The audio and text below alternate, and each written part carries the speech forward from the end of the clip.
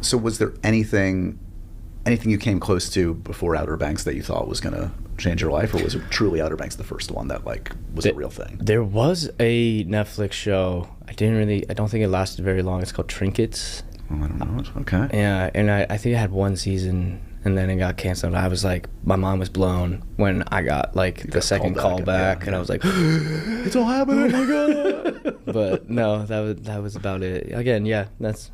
Okay, so let's do the Outer Banks origin story. Is that in the room? Is that Zoom? Like, what's the audition process for that? As I understand it, you were up for a few different roles. It wasn't just JJ, right? Right. No, it was a tape. It was a tape initially.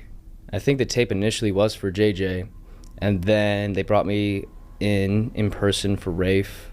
Then they brought me in person for John B, and then flew out to Charleston. And this is after, I think, probably 6 or 7 auditions as different characters. They flew me out and then did the chem read as John B, and they're like, never mind. I think we're good. Let's go back to JJ. And so then they had another audition or chem read, and they put me as JJ, and boom. So were you reading with some of the actors that ended up being on the show? Yeah. No, that is how that happened, is that actually, yeah, they were kind of mixing and matching. They were mixing and matching. And, yeah, they were doing like a round robin kind of thing. And do you still remember like the moment you got the offer that you officially got it? Is that a... Yeah. No, Chase and I had lived with each other the first year, and so we were in the car, and I don't know why, but we were in the car that also was another John B auditioning, and Chase gets the call. I got a text, and they're like, yeah, you got it. And I was like, sweet. and it felt amazing. And I was just looking out the window and I hear, and like Chase answers. They go, right next to him. It's like, you got it. And then he's like, I can only just remember him being like, oh, heck yeah, man. All right, cool. You guys are too cool for school. Yeah, and then like he's like, that's great. Let's go to Cheesecake Factory. I'll talk to you later.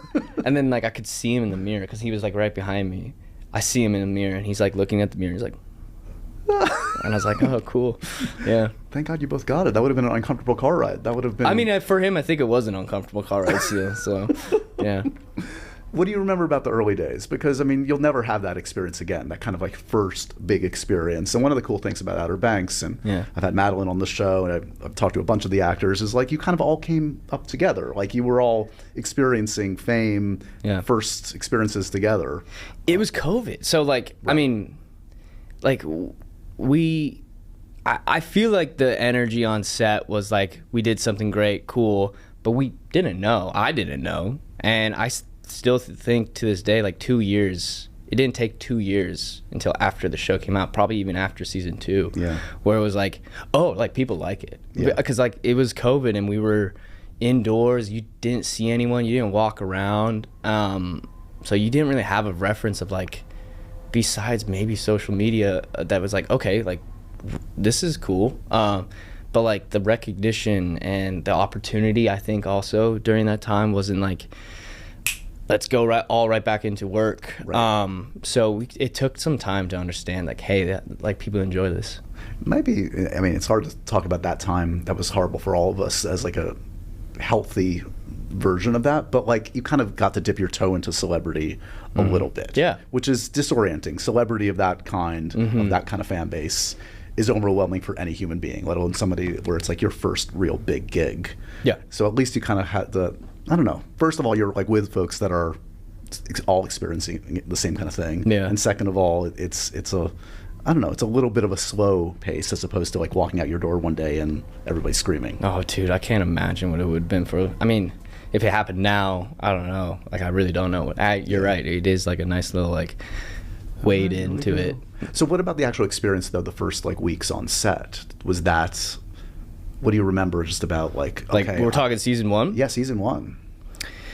Did you love the character from the start? Did you have a beat on him? No, like we were just excited. I was excited. I went into it guns a-blazing, and I going back to Larry real quick, like I felt really prepped. Yeah. I felt really prepped. I felt really ready.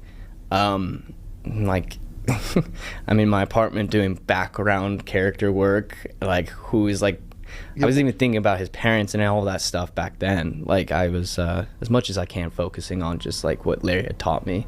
Well, that's what separates also. It's like, I did a bunch of things with like Jacob Elordi this like past like Oscar season. Yeah. And even when he was doing like the kissing booth, he was like taking it super serious. Like you have to. Like I know. You know, I mean, what's the point otherwise? And it's good. It's a good practice, and I think that's something that I think LA taught me, and I do truly mean this. Like you can make a text really mean something no matter what the text is. Yeah. I'm not trying to say there's bad writing out there, but even with that writing, you can make it and deepen it to something. And that's what Larry would always say is like, take the writer's hand, but make it more than just that. Make it something that's inside of you. And I truly believe that, and that's what I was practicing on that show. So what are you proudest of in terms of that characterization? 40 episodes, 4 seasons, obviously made an impact with that audience. I mean, no, it's a sense of pride. Like, it really is a sense of pride that like people connected to all the characters, not just JJ. It's a sense of pride that, we got it done, and I am really proud of it. Do you have a favorite episode, favorite scene, favorite anything? No, I mean, like, there's scenes, there's moments where it's just like, that you do know this feeling. You just know this feeling of when you've finished the day, and you're like, you think about it, and you're like, that worked. Right. That worked. You gave everything to it. It did everything to it, and there's that feeling. Now there's the other side of that feeling of where you're like kicking yourself, like I should have done that, I kicked that, like how could I have forgotten that? But then there are those scenes where you just know in the editing room that it's like, that's gonna work. Yeah. So where are you at now? Because you haven't really like had this kind of conversation since you left the show. This is your first kind of like press tour. Right. Was it tough to say goodbye? I mean, like the audience was very emotional. Your castmates like recorded this beautiful kind of like remembrance of your contributions to the show. Yeah. Was it? I mean, that's an end of a chapter. Yeah, playing 40, like you said, 40 episodes as a character, and that is hard to just I enjoyed playing JJ and like the moments of just like creating that person. Yeah. That is a little hard to leave, but it's a celebration, and I think the character stands for something, and the writers did that to deepen that role and that chapter. Yeah. And that's what I truly believe. So no flashback in season 5. I'm not seeing you. No, that would be news to me. No. Unless they've been like shooting you surreptitiously, you don't know it. AI is getting crazy these days. Yeah. Will you watch it, or is it going to be weird for you to watch? No, I'm totally going to watch it. I want to see how they do it.